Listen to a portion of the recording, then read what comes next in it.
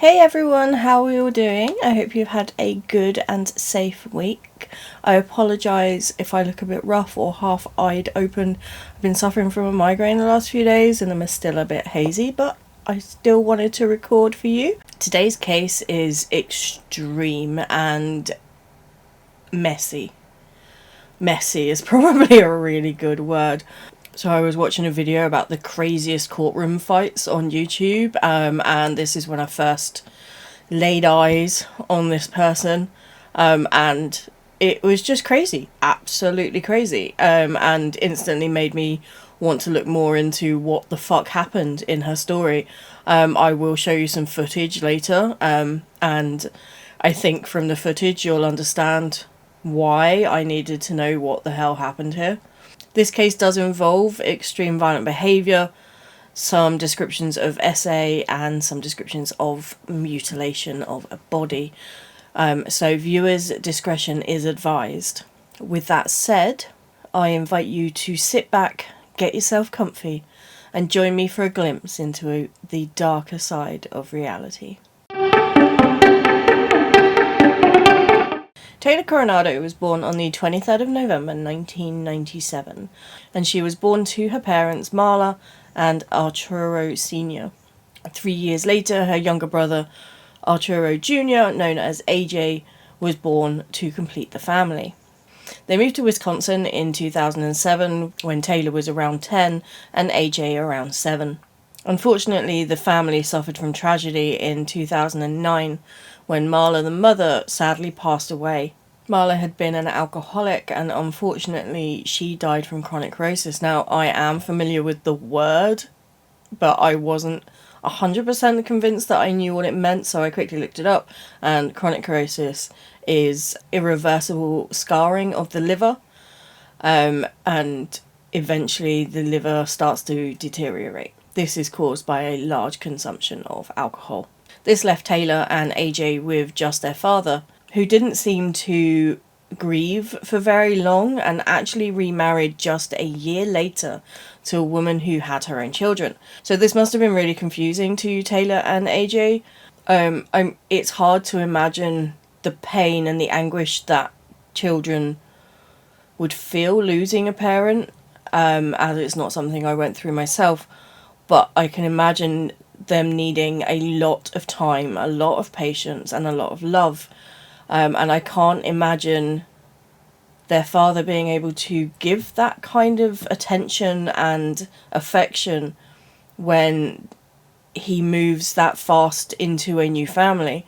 Taylor actually chose to move in with her grandparents instead, and her grandmother actually said that she felt very, very lost when her father moved on to a new family. And although I'm sure he didn't intend to move on to a new family, to the young mind, that is how it will have come across.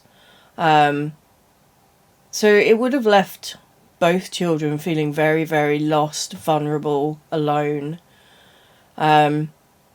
As I say, Taylor chose to go and live with her grandparents, and she stayed there until she graduated from high school, at which point she then returned home, obviously missing the bond that she had with her brother and her dad. So now she was back home. She was back where she wanted to be. But unfortunately, disaster struck. In 2018, her father was accused of sexually abusing a child in his care. He was charged and sent to prison. He got 12 years in prison. His marriage obviously ended immediately, because let's be honest, you're not going to stay with a guy if you find out that he abused anyone, but if he abused your own child in your own home, in their own bedroom, there is no way on earth you would stay with this person. Let's be honest. And I say this from a parent point of view, please don't entirely judge me. I'm surprised she didn't commit an act of violence against him. that is your child. I can't even imagine what went through her head when she found out. She trusted that man. She brought him into her home. She brought him into her family. It just doesn't bear thinking about. It really doesn't. So anyway, this now left Taylor and her brother, and I'm assuming that once that marriage dissolved, that there was no further contact. There was never any mention of the ex-wife or the children after this. So it will come as no surprise that 2 years later, Taylor actually got married. She was 22, and the guy she married was named Warren Schabusiness, Shabao, and Taylor went on to become Taylor Schabusiness. She must have been looking for some sense of stability, security, all the kind of things that would have been missing from her life, with neither parent around, and just her and her brother. But the same year that she got married, she also got into a whole whirlwind of trouble. This seems to be the start of her descent, shall we say. In June of 2020, a man called the police and asked them to do a welfare check on a woman who he believed had been taking drugs. Police officers came out and started to question the woman, who was Taylor Schabusiness, and she was very standoffish. She asked why she should have to answer to him, why she should have to do as she was told. Obviously trying to hide stuff, I'm going to guess, and obviously on drugs. It got to a point in the conversation where she started to get violent and she started to kick out, at which point she did strike a officer. So, of course, as soon as this has happened, she was arrested. And she received 3 months probation for her actions. Now, you'd think that the next 3 months that she would, I don't know, maybe rein it in a bit, be a bit better behaved. But no. Just 2 months later, she was asked to pull over for speeding, but decided she didn't want to do that. No. Oh, God, no. So she actually drove off at speed through red lights and was just driving really, really dangerously. And when the police caught up with her and managed to get her off the road, they actually discovered drugs in her car as well. She was originally given 2 years probation and 3 months in prison for this charge, but it was actually reduced. I don't know why. So she had 2 years probation, but she was placed under house arrest. Now, I can only speculate because obviously we don't actually know, but I do wonder if maybe it would have been better for her to have been in prison. But saying that, for what she goes on to do later, I don't know if it would have made a fucking bit of difference, if I'm honest. Knowing what I know now, after doing my research, I'm not entirely convinced that if she had gone to prison that none of this would have happened anyway. So she's on house arrest. She's in probation. And then November of 2020, so the same year, literally months later, Warren was actually arrested. Now, Warren was actually arrested on drug charges. According to the probable cause affidavit that was filed, he conspired with others to distribute a mixture and substance containing in excess of 500 grams of a mixture of substance containing a detectable amount of methamphetamine. I can say the word. I apologise because I've got to say that word a lot. However, he did take a plea deal and he pleaded to the charge that he knowingly and intentionally possessed with intent to distribute a mixture of a substance containing meth. In a Facebook post, Warren actually claimed that he was framed and that he had taken the plea deal because it was the best deal he was going to get. He has actually served his sentence now and was released on the 25th of July 2024. Now, I can only assume that there must have been some form of conjugal visit, because in October 2021, Taylor actually gave birth to a little boy who she named Mateo. Now, in the photo seen here, you can see she looks absolutely elated to have become a mother. However, CPS did take the child out of her care just 24 hours after he was born. Luckily, Warren's grandparents did step forward and did make a claim for custody, and within just a month of his birth, he was living with Warren's grandparents. And I assume now that he has some form of contact with his dad, seeing that his dad is out of prison. But I do believe that custody remains with Warren's grandparents. With all of this happening, Taylor must have felt very, very alone. Her father was incarcerated. Her husband was incarcerated. Her baby boy was taken away from her. I don't even believe that she would have had much contact with her brother, because by this point he was 21, he was working 2 jobs, he was living, from what I could find, he was actually living a very good life, and seems to have maybe had his life a bit more together than Taylor ever did. So I can only assume she would have been feeling incredibly alone. And so she reached out to a guy called Shad Thyrion, who she had gone to school with when she had lived in the area before she moved away to her grandparents. And they had kept in contact over all of these years. And so they got back in touch and they began a sexual relationship. This is where we get to the gruesome acts of this case. I'm going to play you the 911 call, which was the first thing I heard to do with this case, and is the reason that I had to look into this case, because I can't imagine what it must have been like, firstly, for Thyrion's mum, and secondly, for the 911 operator. County Public Safety, how may I help you? Girlfriend just woke me up and swears that she found her severed head of her son in a basin. Pretty positive my son's head is in a bucket. What makes you think that? Because I looked in the bucket. What did you see? Exactly what I told him. Thyrion's mother had heard the front door of the house shut, so she had got up out of bed and had gone down to the basement, which is where Thyrion lived, to see if Thyrion was still at home or if he had left with Schabusiness. She discovered a bucket at the bottom of the stairs, and inside the bucket was the head of her son. I'm not sure how she's so calm. I'm convinced she must have been in shock or something, because nobody ever would expect to look in a bucket and see the head of their own child. That's just, it's just shocking. Absolutely shocking. So the police receive this call and they quickly arrive at the property.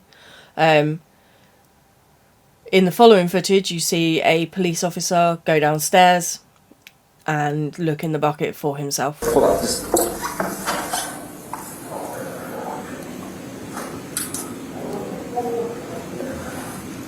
That's real, right?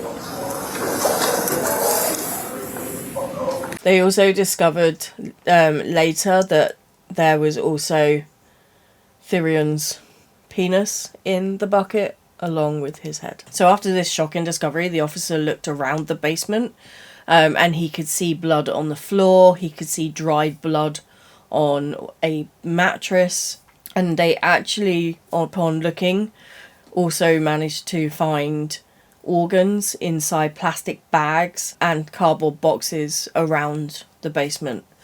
There was no body at this time. Just organs and a head and his dick. They very soon afterwards they located Schabusiness at her apartment complex, and when they found her, she was covered in dried blood.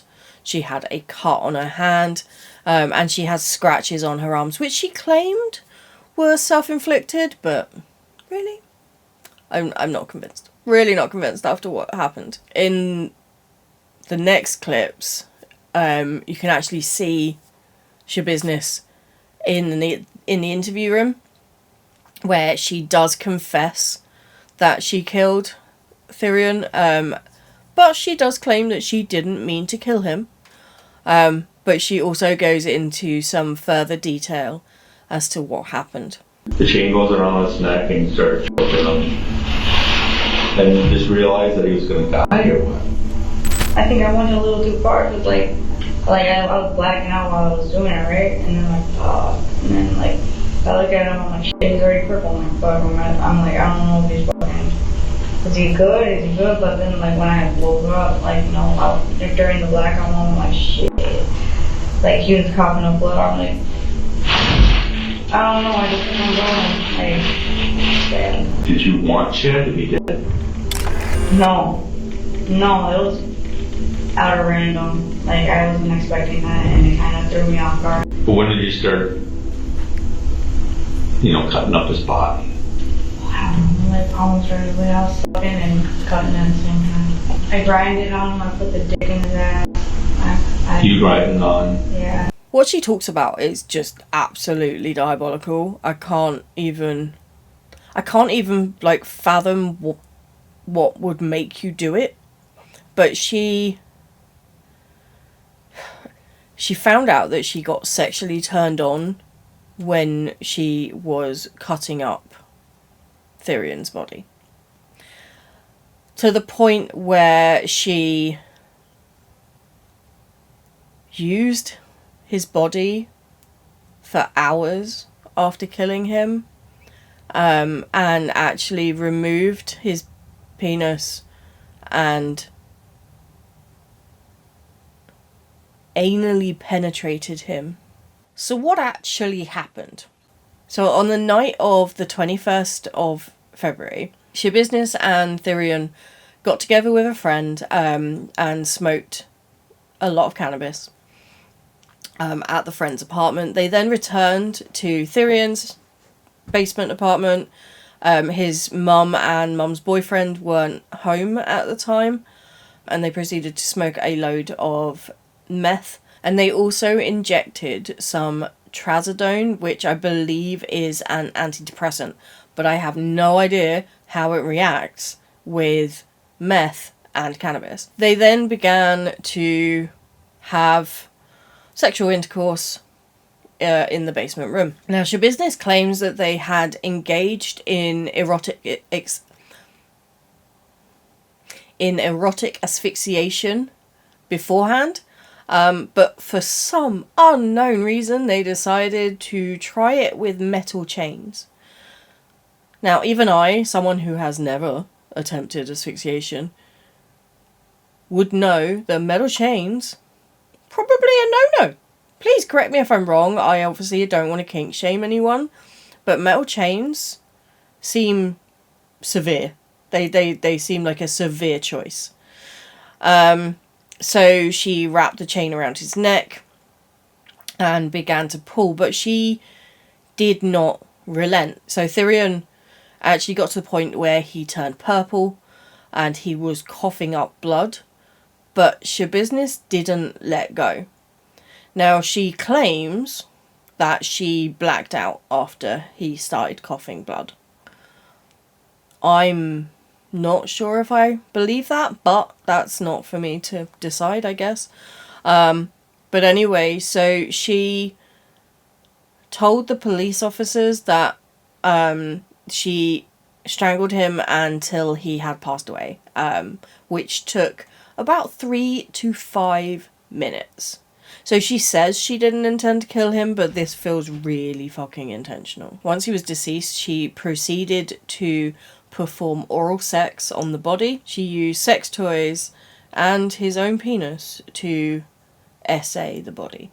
She continued to do this for several hours after he had passed away. So then the following morning, she dismembered the body using a carving knife and other knives that she had found in the house. So it said that she then positioned the body on the bed, placed the bucket, and then proceeded to behead the corpse into the bucket.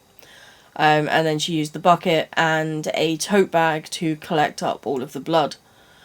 Once all the blood was collected, she then poured it down the drain of the basement shower and started to dismember the body. She removed organs, she flayed his back and removed muscles, At one point in her interview with the police, she actually laughed and said good luck finding all of the organs. The mutilation is just horrific. Police discovered his torso and a severed foot in the tote bag, and they later found his other foot as well as additional body parts in a crock pot box in Schabusiness's minivan.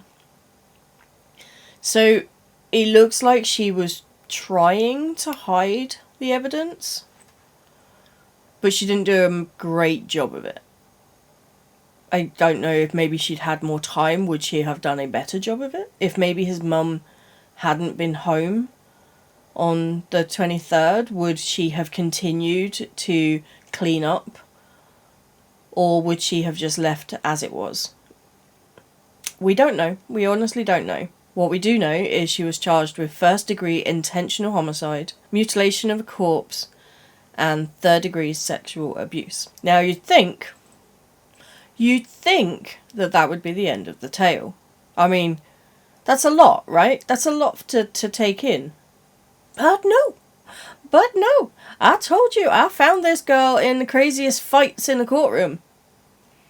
And that's exactly where I found her. That's exactly what happened. So, September the 1st, 2022, Schabusiness's attorney, a man by the name of Quinn Jolly, submitted a plea of not guilty by reason of insanity. Considering what happened, this does seem like a reasonable request. So when they returned to court in February of 2023, he requested for the trial date to be pushed back so that she could be assessed to see if she was able to stand trial. For some unknown reason, Schabusiness then attacked her own attorney.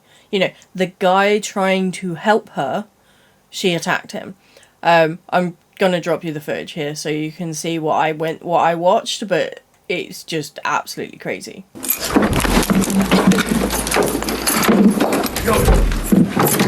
Stop it. So she attacked her attorney and then was tackled to the ground by one of the officers. She fought back. At one point she tried a wrestling move, but then acts as if she doesn't remember anything. I like to give people the benefit of the doubt. I'd like to believe that she didn't really remember anything, but I also can't help but question if this is all an act. I don't trust the actions at all, if I'm completely honest. They did have a trial to assess Schabusiness's mental health. However, the verdict after a day of testimony was that she did not suffer from a mental illness or defect when she killed Shad Thyrion. Schabusiness actually sat there emotionless while the trial was happening and when the verdict was read out. So the defense expert during the case believed that she had undiagnosed bipolar disorder.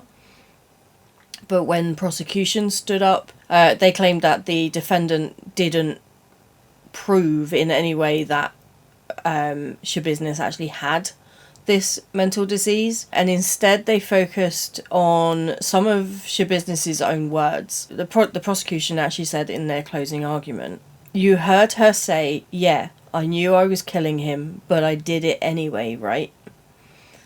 Because that's what she wanted to do. Mental disease or defect is not because you may not have a clear understanding of a motive.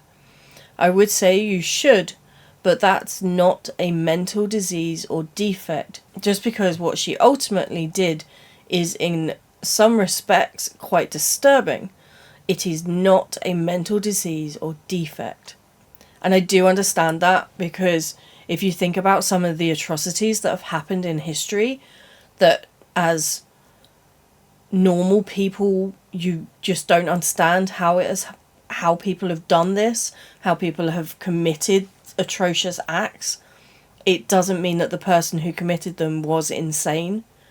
Sometimes they're just deemed as evil, and that may be the case now. When Schabusiness returned to court after this, she was led in what is known as a spit hood.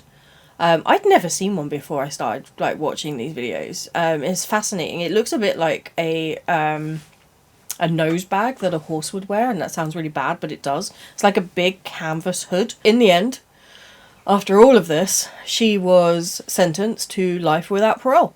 And I have to say, I think it might be one of the best results that we could have hoped for, because I don't honestly believe that people would be safe if she was not in jail. But once again, I'm not done. And I know I shouldn't laugh. I know it's not funny. So I started doing my serious research last week in order to get everything in order to be able to make this video. And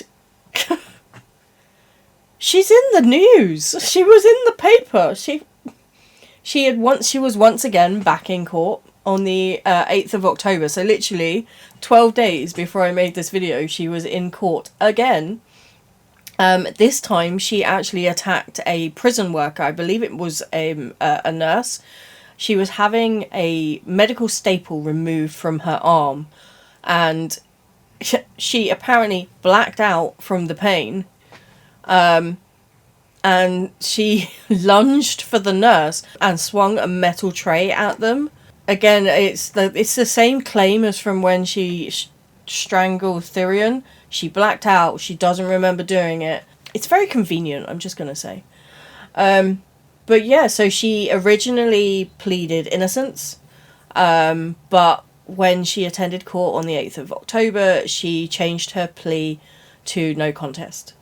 So she will be returning to court in December for her sentencing. And I guess we'll see what happens. She was unable to do any violent acts in the court, though, I have to say, because this time she was wheeled in a wheelchair that she was chained to with a spit hood. They were taking no chances. When we know her outcome, I will do you a little update so that you can know what she gets for that. The last thing I want to talk about, though, which saddened me when I was researching, was actually about her brother. So AJ was born in the year 2000, and from what I could find, he definitely had his head screwed on a bit better. He worked 2 jobs, so he graduated in 2018, and then he went on to work for Alpha Automotive as quality control, and he also worked at Nicky's Lionhead Tavern as a line cook, where he shared his passion for cooking. People seemed to love him. He seemed like a genuinely nice person, and unfortunately, just 5 months after his sister's heinous act, he was involved in a motorcycle accident and he passed away. I found it really, really sad, and I still do, because it's like he seems like the survival story of the family. And yet he was taken when he was so young, because he would have been just 22 years old when he passed away. And I just find it heartbreaking, if I'm honest. So young, and the one in the family that seemed so full of promise. It's just really unfair. And on that note, that is it for the tale of Taylor Schabusiness. I appreciate you all for being here with me. If you haven't done so, remember to click the like and subscribe button for the channel so you don't miss the next video. Have a safe week, everyone. Look after yourselves, look after each other, and I will see you in the next video.